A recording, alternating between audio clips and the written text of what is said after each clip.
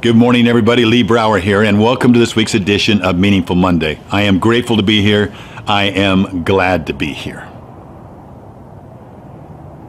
Who is your greatest enemy?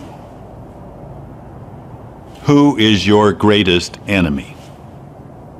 William George Jordan, in a book that he wrote in 1905 called The Kingship of Self-Control, said man's greatest enemy is himself.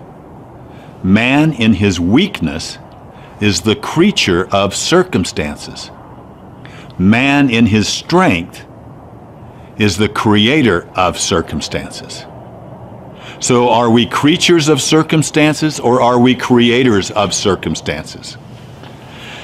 Then the next line said, whether he be victim or victor depends largely on himself. Now, as I just recently read those words, I couldn't help but think about a conversation I had with a man that I met in Los Angeles. I'd been speaking at an event. He caught me afterwards, and he said, I have something I want to share with you. He said, exactly 1 year ago today, my wife died. I said, today, like this very day? And he said, yes, like this very day. My wife and I had been saving money. We both had worked, we'd saved money. We had a big future plan for our retirement, and God decided to take her away.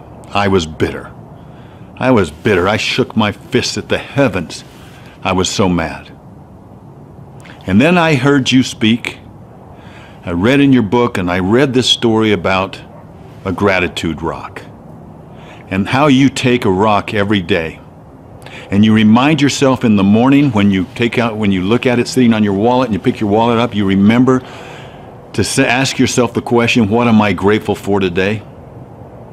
And then when you take the wallet at night, you say, what am I grateful for today?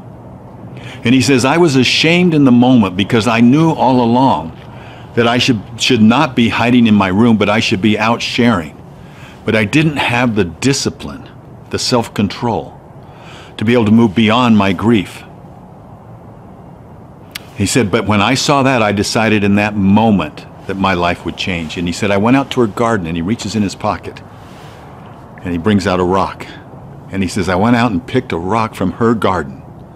And I've dedicated every single day of my life to honoring her memory and the immense gratitude that I have for everything that I've learned from her and everything that I continue to learn from her. And dedicating that to share to her. And I've never been more happy in my life. Thank you. Now that rocked me. Because his next words said, I am no longer a victim. I am a victor. So when I read those words by William George Jordan, you can imagine how that impacted me and brought that great memory back to me. But brought also the question is there a relationship between self-control and gratitude?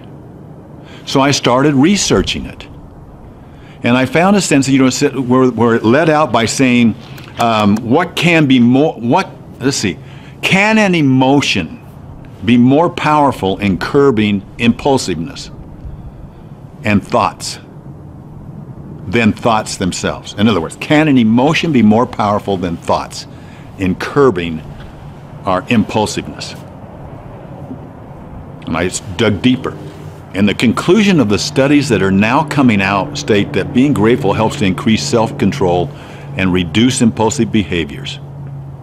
They said that when you regularly experience gratitude, the more self-control you'll have in various areas of your life, especially those areas of making important decisions, the ability to put off a decision today for something that's more important, impulsiveness today for something that's more important tomorrow.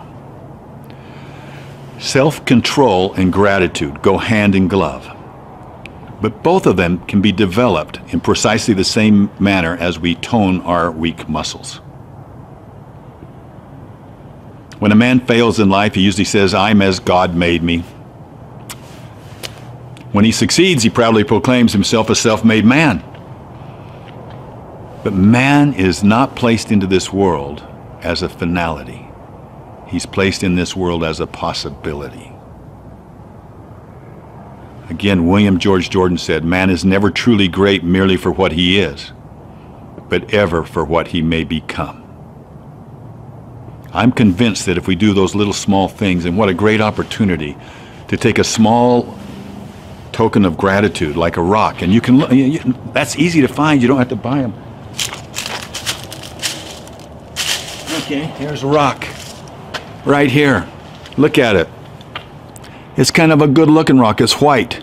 I'll bet you could come up with stories on what this means. And this is out of my backyard. And we're planning on selling our home right now and moving. So I'm going to keep this rock.